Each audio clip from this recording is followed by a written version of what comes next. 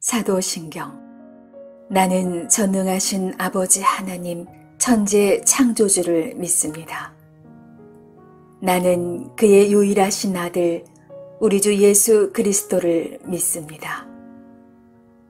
그는 성령으로 잉태되어 동정녀 마리아에게서 나시고 본디오 빌라도에게 고난을 받아 십자가에 못 박혀 죽으시고 장사한 지 사흘 만에 죽은 자 가운데서 다시 살아나셨으며 하늘에 오르시어 전능하신 아버지 하나님 우편에 앉아 계시다가 거기로부터 살아있는 자와 죽은 자를 심판하러 오십니다. 나는 성령을 믿으며 거룩한 공교회와 성도의 교제와 죄를 용서받는 것과 몸의 부활과 영생을 믿습니다. 아멘.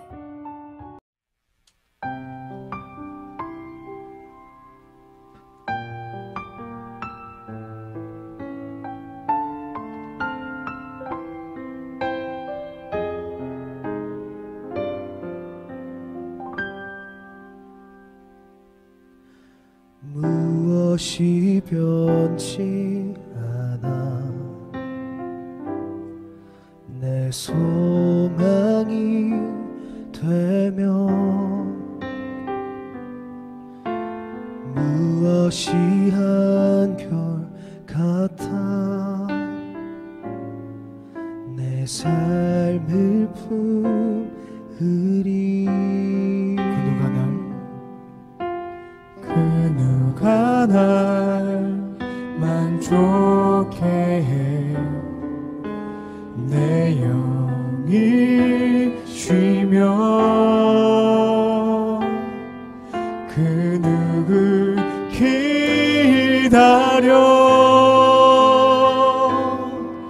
내 영이 기쁘리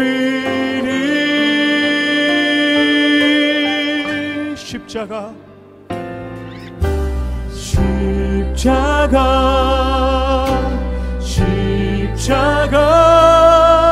그 그늘 아래 내 소망이 있네 십자가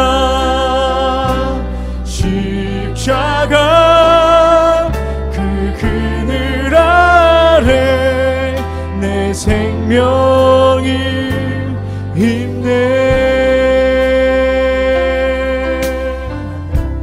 무엇이 변치 않아 무엇이 변치 않아 내 소망이 되며 내 소망이 되며 무엇이 한결 같아 내 삶을 품으리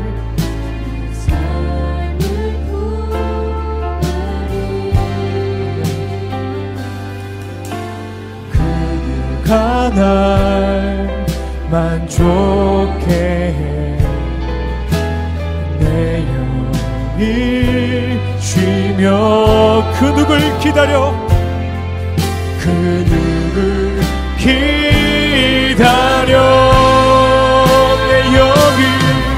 내 영이 기쁘리 십자가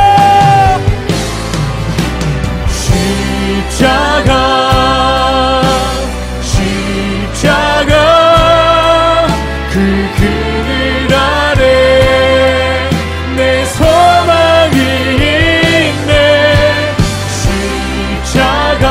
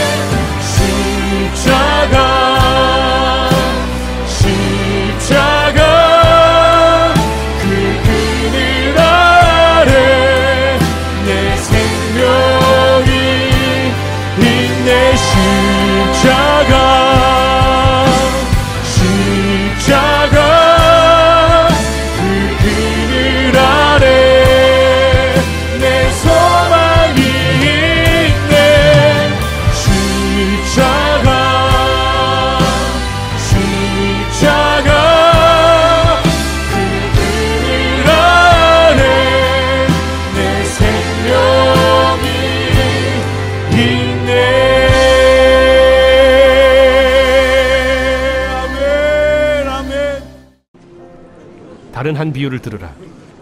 한 집 주인이 포도원을 만들어 산 울타리로 두르고 거기에 집자는 틀을 만들고 망대를 짓고 농부들에게 세로 주고 타국에 갔더니 열매 거둘 때가 가까움에 그 열매를 받으려고 자기 종들을 농부들에게 보내니 농부들이 종들을 잡아 하나는 심히 때리고 하나는 죽이고 하나는 돌로 쳤거늘 다시 다른 종들을 처음보다 많이 보내니 그들에게도 그렇게 하였는지라.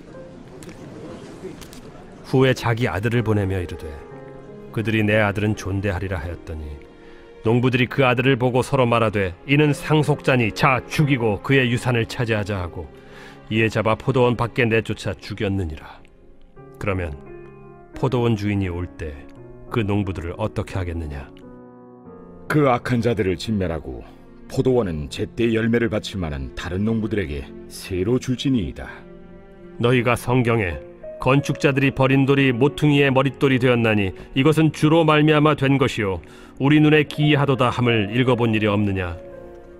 그러므로 내가 너희에게 이르노니 하나님의 나라를 너희는 빼앗기고 그 나라의 열매 맺는 백성이 받으리라. 이 돌 위에 떨어지는 자는 깨지겠고 이 돌이 사람 위에 떨어지면 그를 가루로 만들어 흩으리라. 대제사장들과 바리새인들이 예수의 비유를 듣고 자기들을 가리켜 말씀하심인 줄을 알고 잡고자 하나 무리를 무서워하니 이는 그들이 예수를 선지자로 알미었더라.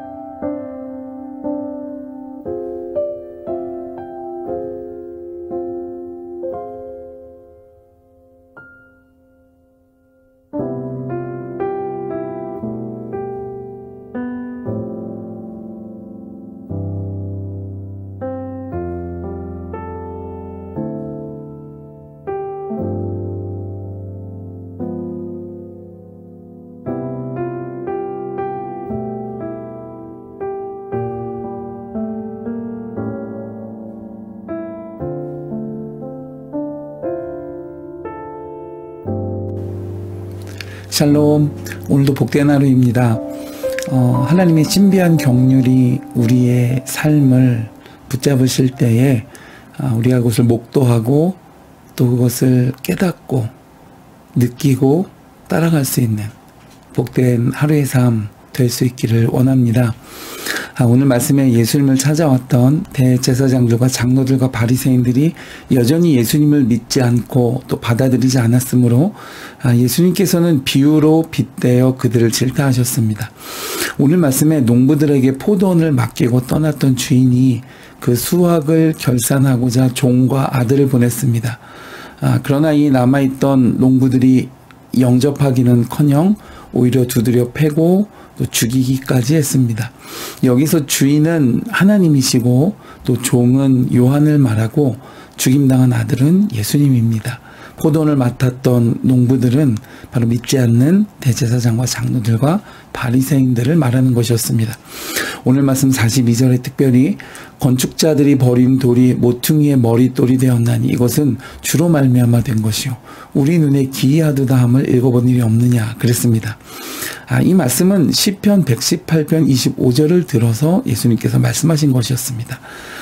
당시에 이 건축 현장에서 일하는 손 노동자들을 테크톤이라고 불렀습니다. 이것은 하나의 계급인데 가장 그 최하층 계급을 말하는 것입니다.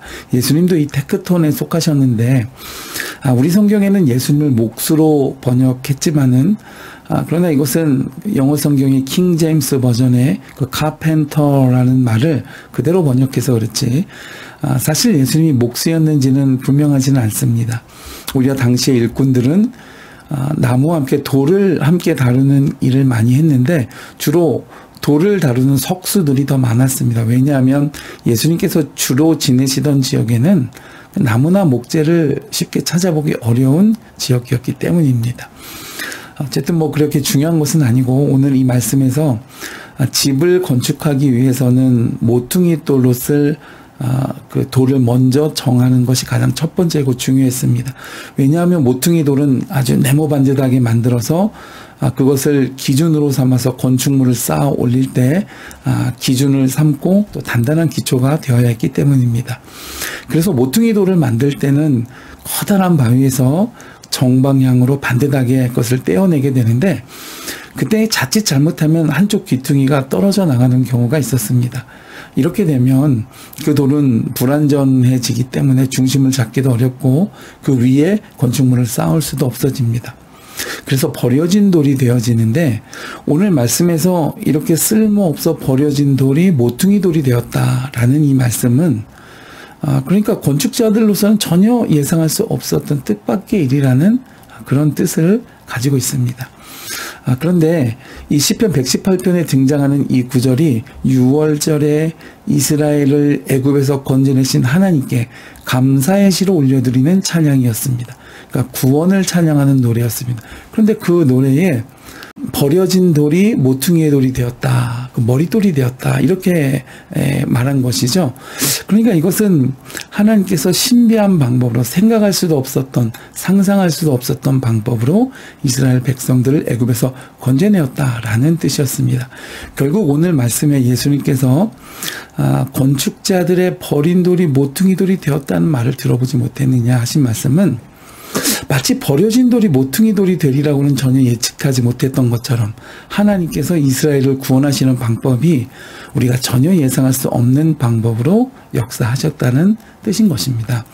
그래서 21절 후반부를 보면 그 방법이 우리의 눈에 기이하게 보이지 않겠느냐라고 말씀하셨던 것이죠. 예수님께서 이 세상의 메시아가 되시는 것이 바로 그렇습니다. 사람들이나 또는 유대인들이 전혀 예상하지 못했던 구원의 방법이었습니다. 그러나 하나님께서는 그분의 아들 예수 그리스도를 우리의 메시아로 보내셔서 말구유에 나게 하셨습니다.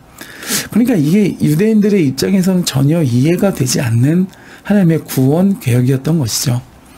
뿐만 아니라 오늘날 믿음을 선물로 받지 못한 사람들에게는 전혀 이해할 수도 없고 깨달을 수도 없는 하나님의 일하심인 것입니다. 예수님을 구주로 믿으면 죽어도 살겠고 무릇 살아서 믿는 자는 영생, 영원한 생명을 얻게 하시는 이 복음을 누가 있어 이해할 수 있을까요? 여러분은 모퉁이 돌이 되신 예수님이 기이하게 여겨지십니까? 그렇지 않다면 생명의 주로 여겨지십니까? 오늘 하루 여러분의 믿음대로 놀라운 고백과 승리하심이 오늘 하루 나의 삶에 충만하게 역사되어지시기를 주님의 이름으로 축복해 드립니다.